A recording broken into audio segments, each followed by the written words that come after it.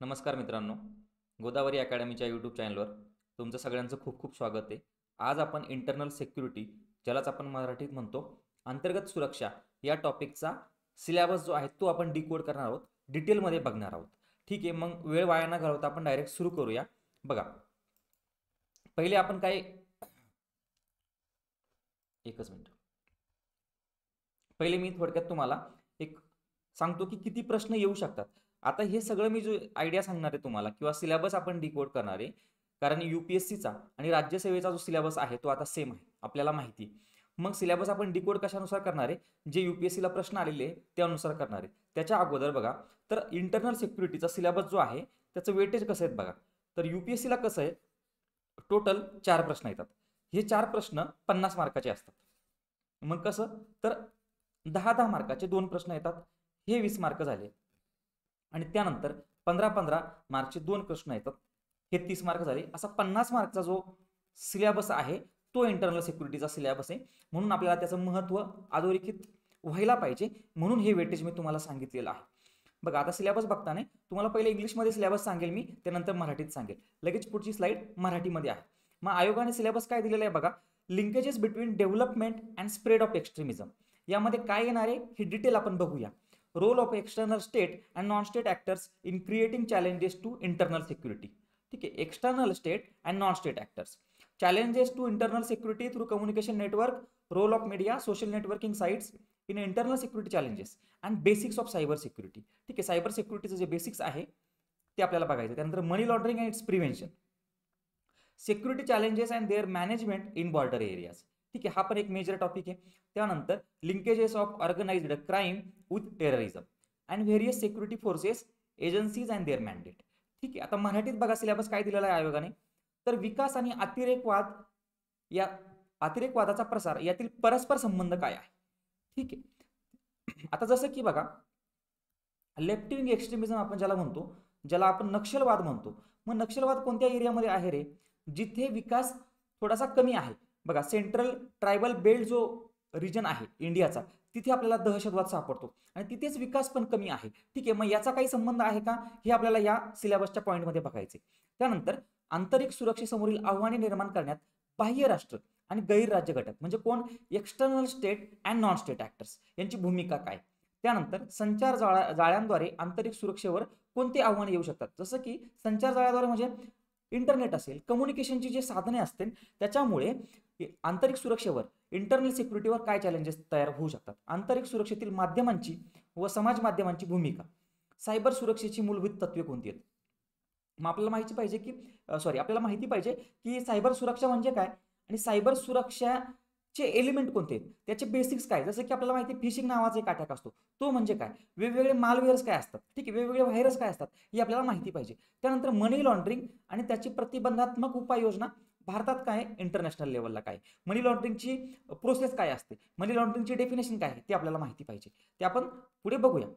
सीमा भागातील सुरक्षा आव्हाने व त्याचे व्यवस्थापन, म्हणजे सीमा भागामध्ये सुरक्षा प्लस सीमा भागाचं व्यवस्थापन आपल्याला कसं करायचं, सीमा भागाची डेव्हलपमेंट आपल्याला कशी करायची ते आपल्याला इथे बघायचे. त्यानंतर संघटित गुन्हेगारी आणि दहशतवाद जो आहे त्यातील परस्पर संबंध काय. मग जसं की संघटित गुन्हेगारी आहे आणि दहशतवाद आहे, याच्यामध्ये काही साठगाठ आहे का ते आपल्याला चेक करायचे, त्यावर प्रश्न येतो. ठीक आहे, त्यानंतर विविध सुरक्षा दले, संस्था आणि त्यांचे कार्यक्षेत्र काय ते आपल्याला चेक करायचे. आता आपण जो पहिला टॉपिक आहे तो डिटेलमध्ये बघूया. मग पहिला टॉपिक काय, पहिला इंग्लिशमध्ये बघा, linkages between development and spread of extremism. मग यामध्ये काय येईल, socio economic under development and extremism. मग सोशो इकॉनॉमिक अंडर डेव्हलपमेंटमध्ये कोणते कोणते पॉईंट येतात, पॉवर्टी येतं, अनएम्प्लॉयमेंट येतं, इनइक्वॅलिटी येतं. लेफ्ट विंग एक्स्ट्रीमिझम हा सिलेबसचा एक point major. Left wing extremism म्हणजे काय रे, ज्याला आपण नक्षलवाद म्हणतो, बरोबर, नक्षलवाद. मग या नक्षलवादाचा आणि डेव्हलपमेंटचा, अंडर डेव्हलपमेंटचा काही रिलेशन आहे का ते आपल्याला बघायचे. त्यानंतर म्हणजेच याच्यामध्ये लेफ्ट विंग एक्स्ट्रीमिझमचे कॉजेस, कारणे बघायचे, ट्रेंड्स काय, आत्ता सध्याचं काय स्टेटस आहे ते आपल्याला माहिती पाहिजे, आणि गव्हर्नमेंट नक्षलवादासोबत कसं डील करते ते आपल्याला माहिती पाहिजे. Tribal displacement, alienation and land right issues. ठीक आहे, यामध्ये आपल्याला 5th शेड्यूल, 6th शेड्यूल यावर यूपीएससीने प्रश्न विचारले, एमपीएससी पण यावर प्रश्न विचारू शकते. Governance deficit, weak implementation of safeguards. ठीक आहे, इथं 5th शेड्यूल दिलेलं आहे. आणि फॉरेस्ट राईट ऍक्ट जो आहे, हा ऍक्ट देखील आपल्याला विचारला जाऊ शकतो. त्यानंतर conflict resolution and trust building, specifically कुठं जम्मू अँड काश्मीरमध्ये. याच्यावर प्रश्न आलेला की heart and mind strategy, heart and winning mind strategy, winning heart and mind strategy, जसं की लोकांचं हृदय जिंकणे, ही स्ट्रॅटेजी कशा प्रकारे काम करू शकते. त्यानंतर mob violence, communal tensions, social disorder as a internal security risk. ठीक आहे. मग आता मराठीत बघा काय, सामाजिक आर्थिक मागासलेपणा, उग्रवाद. सामाजिक आर्थिक मागासलेपणा आणि उग्रवादामध्ये काही संबंध आहे का ते आपल्याला बघायचे. ठीक आहे. जसं की गरिबी असेल, बेरोजगारी असेल, विषमता असेल, तर हे जे पॉईंट आहे ते ब्रीडिंग ग्राउंड असू शकता का उग्रवादाचे, तर ते आपल्याला बघायचे. ब्रीडिंग ग्राउंड म्हणजे काय, खत पाणी घालतात का उग्रवादाला, गरिबी, बेरोजगारी, विषमता, ते आपल्याला माहिती पाहिजे. किंवा मग कशा पद्धतीने ते घालतात. डाव्या विचारसरणीचा उग्रवाद, लेफ्ट विंग एक्स्ट्रीमिझम, याचे कारणे काय आहे, प्रवाह काय आहे, म्हणजे काय की सुरुवात कधीपासून झाली, त्यानंतर याची ग्रोथ कशी राहिली आहे, किंवा जर कमी झालेला असेल नक्षलवाद तर तो कशा पद्धतीने कमी झालेला आहे, सध्याचं स्टेटस काय. आणि गव्हर्नमेंटने जे काही लेफ्ट विंग एक्स्ट्रीमिझम आहे, डाव्या विचारसरणीचा जो उग्रवाद आहे तो कशा पद्धतीने डील केला, मग गव्हर्नमेंटची धोरणं कोणती होती, शासनाची धोरणे. आदिवासी विस्थापन, उपेक्षा, जमीन हक्कांचे प्रश्न, शासनातील तूट, संरक्षणात्मक तरतुदींची कमकोर अंमलबजावणी. ठीक आहे. शासनातील तूट म्हणल्यापेक्षा प्रशासनातील तूट आपण जर म्हटलं तर ते आणखी योग्य राहील ते. ठीक आहे. 5वी अनुसूची. त्यानंतर संघर्ष निवारण आणि विश्वास निर्मिती. कळतंय, कळायला पाहिजे. त्यानंतर गोंधळ, इथे काय घ्यायचंय, सॉरी, मॉब व्हायलन्स घ्यायचं इथे. ठीक आहे. Mob violence and social disorder. इथं गोंधळ नाही येणार. सोशल डिसऑर्डरला काय येईल रे मराठीमध्ये सोशल डिसऑर्डरला काय म्हणू आपण, तर ते तुम्ही एकदा बघायचं आहे. ठीक आहे. माझ्याकडनं एवढं एक ट्रान्सलेशन इथे चुकलेलं आहे. सामाजिक अस्थिरता, हे अंतर्गत सुरक्षेसाठी कसे धोके होऊ शकतात हे आपल्याला बघायचं आहे. जसं की काही ठिकाणी दंगली होतात. मग दंगली होणं हे काय माहिती आपल्याला की अंतर्गत सुरक्षेसाठी हा मोठा धोका आहे. मग दंगलींची कारणं काय असू शकतात, त्याच्यावर सोल्युशन काय असेल, गव्हर्नमेंटकडे काय काय कायदे आहे, काय काय प्रोव्हिजन आहे, काय काय धोरणे आहे. ठीक आहे. ते पॉईंट आपल्याला माहिती पाहिजे. पुढे बघा इंग्लिशमध्ये एकदा, role of external state and non state actors, cross border terrorism, जो पाकिस्तानकडनं जो टेररिझम येतो. ठीक आहे. तो त्याचे कारण काय ते माहिती पाहिजे आपल्याला. यूज ऑफ अनआर्म एअर व्हेलिकल्स म्हणजे drones for arms and narcotics smuggling. याच्यावर डायरेक्ट युपीएससीने प्रश्नच विचारलाय की UAVचा बॉर्डर एरियामध्ये कशा पद्धतीने दुरुपयोग होतोय. ठीक आहे. स्मगलिंगसाठी. ओव्हरग्राऊंड वर्कर्सची कन्सेप्ट काय ती माहिती पाहिजे तुम्हाला. याच्याशी रिलेटेड तुम्ही एक टर्म ऐकलेली असेल मी म्हणेल. ठीक आहे. स्लीपिंग सेल ज्याला म्हणतो आपण. ठीक आहे. ओव्हरग्राऊंड वर्कर्स म्हणजे काय असतं की जसं की टेररिस्ट ऑर्गनायझेशन आहे जी पाकिस्तान बेस्ड आहे, पण तिचे काही वर्कर्स जे आहे जे भारतामध्ये असू शकतात, ऑन ग्राउंड काम करणारे जे आहेत ते, त्यांना काय म्हणायचं आपल्याला, over the ground workers. Radicalisation network. त्यानंतर insurgency in north east and external support, म्हणजे जी बंडखोरी आहे कुठे, तर ईशान्य भारतामध्ये जी बंडखोरी आहे त्या बंडखोरीची कारणे काय आहेत, ती बंडखोरी भारताने कशा पद्धतीने शमवली आहे, कोणते कोणते धोरणे आपण इम्प्लिमेंट केले, कोणत्या कोणत्या ट्रिटीज आपण साईन केल्या, कोणते कोणते करार आपण साईन केले. ठीक आहे. ते आपल्याला माहिती पाहिजे. त्यावर प्रश्न विचारलेले आहे आणि राज्यसेवेला पण प्रश्न येऊ शकतात. मॅरिटाईम सिक्युरिटी थ्रेट हा एक नवीन सिलेबसला जरी डायरेक्ट पॉईंट दिलेला नसला तरी याच्यावर प्रश्न आलेले आहे. मग पायरसीवर प्रश्न येतो, सी लेन्स ऑफ कम्युनिकेशनवर प्रश्न येतो, चोक पॉईंट्सवर प्रश्न येतो. चोक पॉईंट्स कोणते रे, जसं स्ट्रेट ऑफ मल्लाका आहे. ठीक आहे. Strait of Malacca. IOR strategy म्हणजे इंडियन ओशन रिजन मध्ये काय स्ट्रॅटेजी असली पाहिजे त्यावर प्रश्न येऊ शकतो. Radicalisation spill over from neighbouring countries. आपल्याला माहिती की अफगाणिस्तान, पाकिस्तान याचं जे बॉर्डर क्षेत्र आहे किंवा पाकिस्तान ॲज अ कंट्री आहे, आपल्याला काय माहिती आहे की it is an epicentre of terrorism, right. तर त्या टेररिझमचा स्पिल ओव्हर भारतामध्ये कसा होतो ते आपल्याला बघायचं. स्ट्रॅटेजिक प्रोजेक्ट जसं की CPEC जो आहे, वन बेल्ट वन रोड जो आहे, ज्याला आपण काय म्हणू शकतो आणखी की स्ट्रिंग ऑफ वर्ल्ड स्ट्रॅटेजी, भारताला घेरण्याचा जो चायनाचा प्रयत्न आहे तर त्याच्यावर प्रश्न येऊ शकतो आपल्याला. CPEC, China Pakistan economic corridor, याच्यावर प्रश्न आलेला आहे की याने भारताची जी सार्वभौमत्व आहे, सोव्हरेनिटी जी आहे ती कशा पद्धतीने व्हायलेट केली आहे त्याच्यावर प्रश्न आलेला. International law, sovereignty issue, air space, maritime dispute. मग मराठीमध्ये बघा, अंतर्गत सुरक्षेसाठी आव्हाने निर्माण करण्यात बाह्य राज्य आणि गैर राज्यघटनांची भूमिका. सीमापार दहशतवाद, क्रॉस बॉर्डर टेररिझम. ठीक आहे. पाकिस्तान कट्टरपंथी गट, प्रतिनिधी युद्ध म्हणजे काय, प्रॉक्सी वॉर.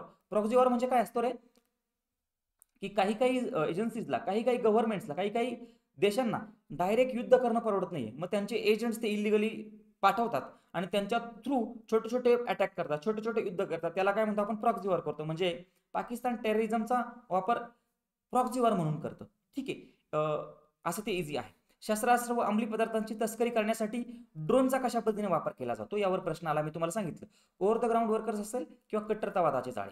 ईशान्य भारतातील बंडखोरी त्याला मिळणारा बाह्य पाठिंबा आणि या ईशान्य भारतातील जी बंडखोरी आहे तिची कारणे आपल्याला माहिती पाहिजे. समुद्र सुरक्षेवरील धोके, समुद्र चोरी ज्याला आपण समुद्री चाचे म्हणतो किंवा मग पायरसी म्हणतो, समुद्री मार्ग, चोक पॉइंट्स, हिंदी महासागर क्षेत्रातील धोरणे, शेजारील देशापासून पसरणारा कट्टरतावाद. मी तुम्हाला सांगितलं की Afghanistan Pakistan is an epicentre of the terrorism.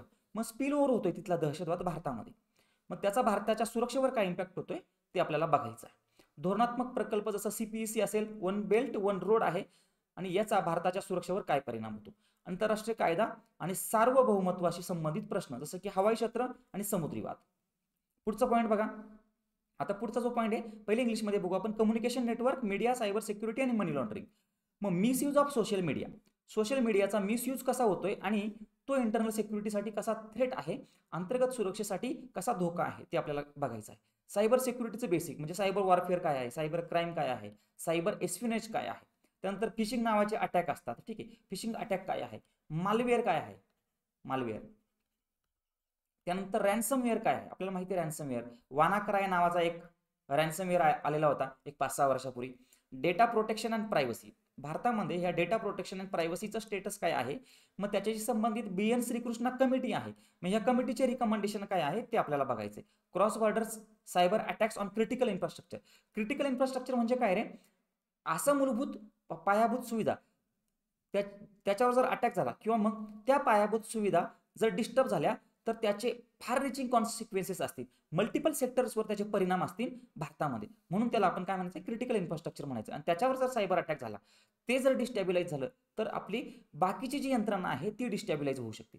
Emerging technologies, globalisation आणि मनी लॉन्ड्रिंग. ठीक आहे, त्यानंतर मनी लॉन्ड्रिंग जे आहे ना, मनी लॉन्ड्रिंगची पूर्ण आपल्याला सायकल माहिती पाहिजे, मनी लॉन्ड्रिंगची प्रोसेस माहिती पाहिजे आपल्याला. म्हणजे जसं की लेअरिंग काय आहे, प्लेसमेंट काय आहे, इंटिग्रेशन काय आहे, ठीक आहे, ते आपल्याला माहिती पाहिजे. आणि मित्रांनो बघा, तुम्ही जर आतापर्यंत आपला यूट्यूब चॅनल जर सबस्क्राईब केलेला नसेल तर तो यूट्यूब चॅनल सबस्क्राईब करायचा आहे, जेणेकरून तुमच्यापर्यंत मी आणि अजून आपले जे बाकीचे फॅकल्टी आहे ते PYQ डिस्कस करणारे. कोणते तर UPSC ला आलेले जे प्रश्न आहेत ते डिस्कस करणारे यूट्यूबच्या माध्यमातून. मग तुमच्यापर्यंत ते PYQ डायरेक्ट पोस्टिंग जर तुम्ही यूट्यूबला सबस्क्राईब केलं तर. प्लस तुम्हाला जर इंटरनल सिक्युरिटीच्या मराठीमध्ये नोट्स पाहिजे असेल तर त्याचा देखील तुम्ही मला या कॉन्टॅक्ट नंबरवर मेसेज करायचा आहे. 82 37 19 08 09, 82 37 19 08 09. तर मी तुम्हाला त्या नोट्स देखील देईल. ठीक आहे, या नोट्स मी ऑफलाईन लेक्चरसाठी तयार केलेले आहे, त्या नोट्स देखील तुम्हाला देईल किंवा मग टेलिग्राम चॅनलवर शेअर करून देईल. ठीक आहे, पुढे बघा पुढचा पॉईंट. आता मराठीत बघा, संचार जाळे, माध्यमे, सायबर सुरक्षा आणि आर्थिक गैरव्यवहार. आर्थिक गैरव्यवहार म्हणजे काय रे, मनी लॉन्ड्रिंग. हे बघा मित्रांनो, प्रोनाऊन्सिएशन थोडंसं माझं चुकलेलं असेल, 12 वाजलेले आहे, थोडंसं ते जड झालंय मला आता बोलायला. सोशल मीडियाचा गैरवापर, रात्रीचे 12 वाजलेले म्हणजे सोशल मीडियाचा गैरवापर, कट्टरतेकडे कल, भरती, खोट्या बातम्या आणि प्रसार.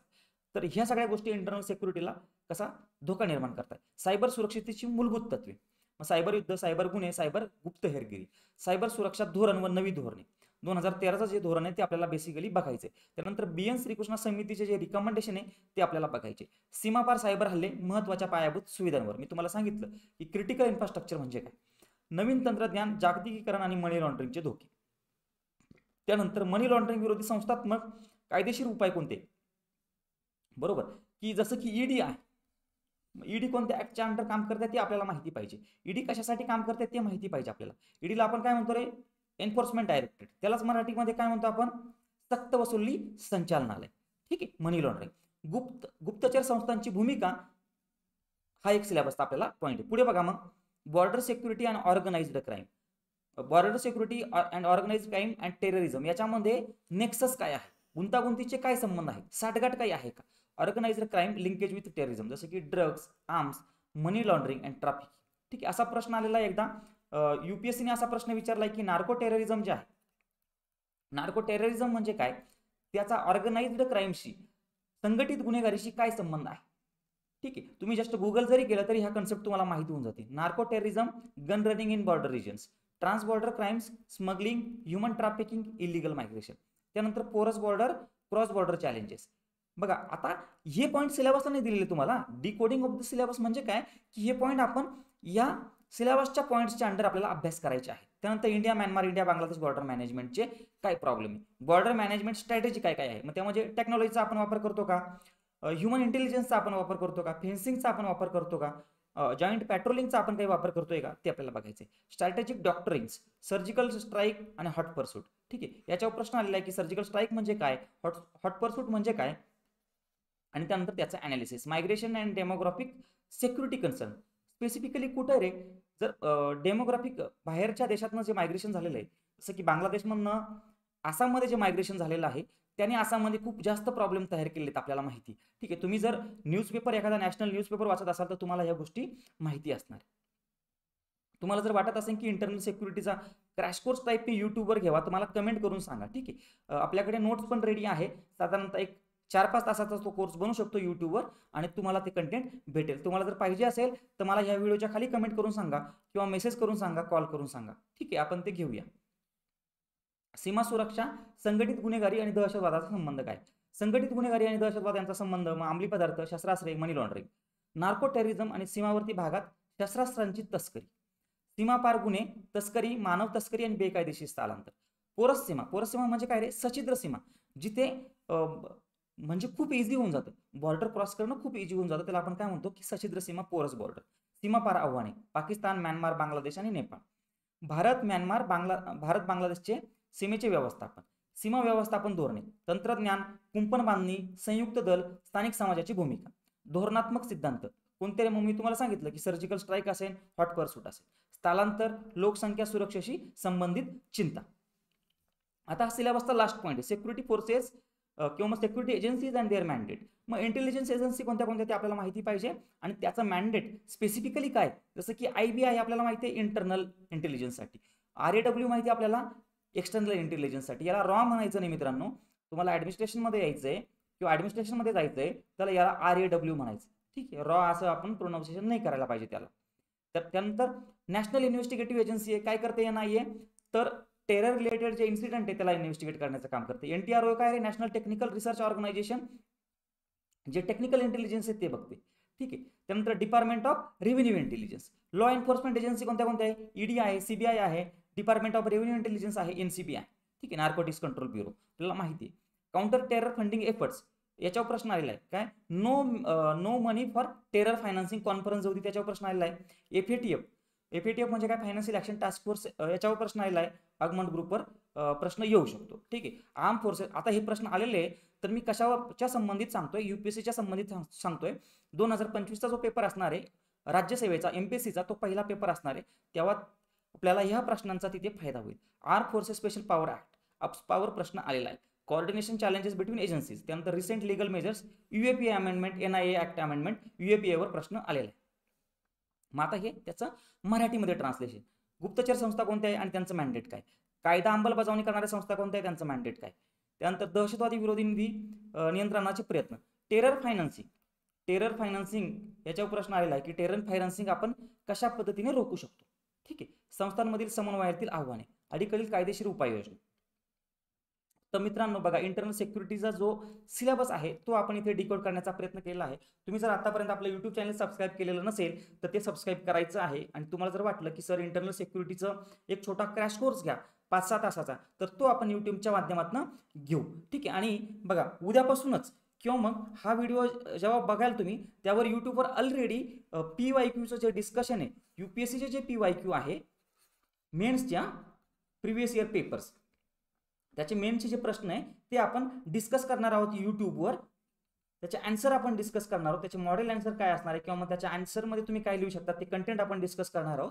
तर त्यासाठी तुम्ही काय करायचं, YouTube चॅनल सबस्क्राईब करायचं आहे आणि आपले ते व्हिडिओ देखील बघायचे जेणेकरून तुम्हाला रेडी कंटेंट भेटेल आन्सरसाठी. तर आजचा व्हिडिओ इथं संपतोय, थांबतो. थँक्यू.